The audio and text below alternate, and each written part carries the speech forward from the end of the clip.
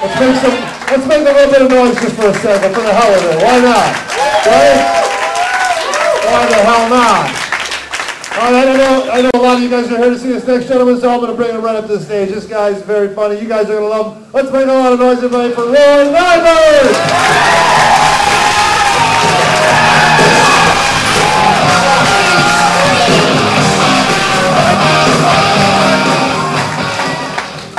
Well, good evening, everybody. How are you doing?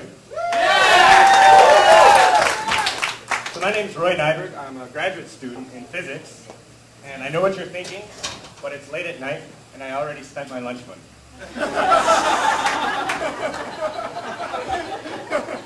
So I've noticed that there aren't a lot of Americans in science, and I think it's a sad commentary on our society today. In America, we are so lazy that if we need a scientist, screw homework, we'll just import one.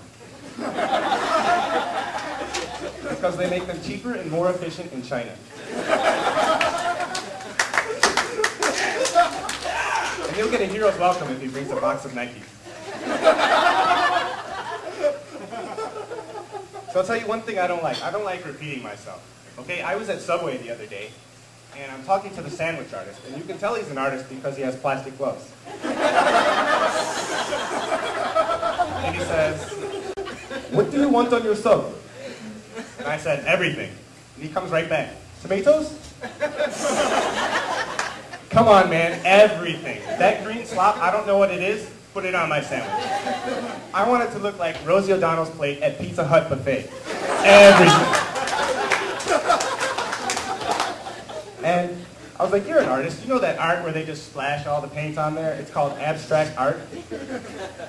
Well, I want my sub to be even more bizarre and pretentious, if that's even possible. So he looks at me and says, "Very good, sir. I catch your drift. Hot peppers?" I hate repeating myself. So there was just a big election. The Democrats won real big. And, okay, a spattering of applause. I think the country's a little divided right now, but I think I can unite us tonight, and unite us in hatred. Because there's one thing that nobody likes, and that's when a politician says, "If I knew then what I know now, I wouldn't have done that."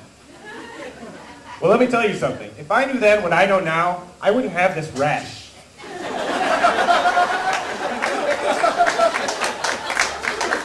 If I knew then what I know now, I wouldn't have let the cops search my trunk.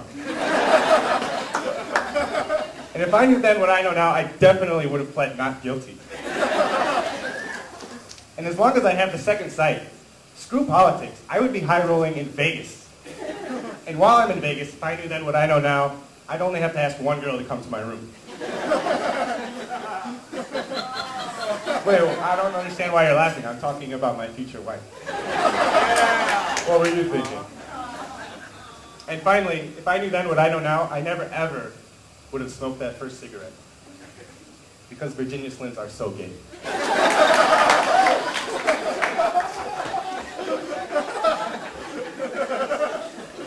So speaking of smoking, I went to the doctor last week, and it's the UIC hospital, which is a learning hospital. And that means the medical students help the doctors treat the patients. And I don't really have a problem with that. I'm in my 20s, I'm in good health, so treating me isn't exactly rocket surgery. And besides that, these medical students, they aren't just the brightest minds and the future doctors of America.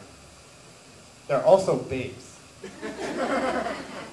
So this girl comes in, and she's taking my medical history, and she says, "What do you do?" I say, "I study physics." She says, "I love physics." Stop. Okay, what doesn't sound right here? The first thing you learn in graduate school is everyone in the world hates physics. Okay, so this girl is like 1 in a million. And I'm just thinking, I gotta do something. I gotta do something. And I'm getting real excited, like I'm waving my legs on that paper sheet going psh, psh, psh.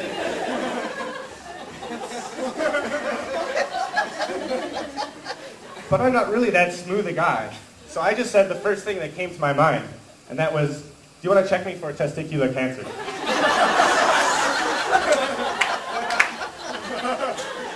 Do we have any ladies in the audience? Oh yeah. You think I came out too strong? Maybe just a little?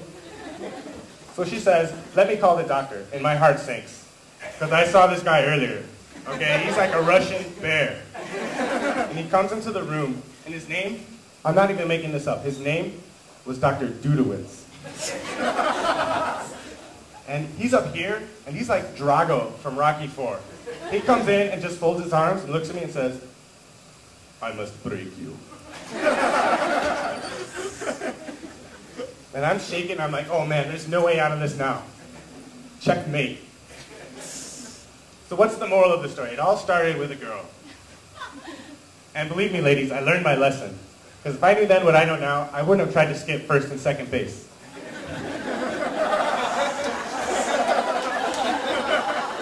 So you all are wonderful. That's my set. Good night.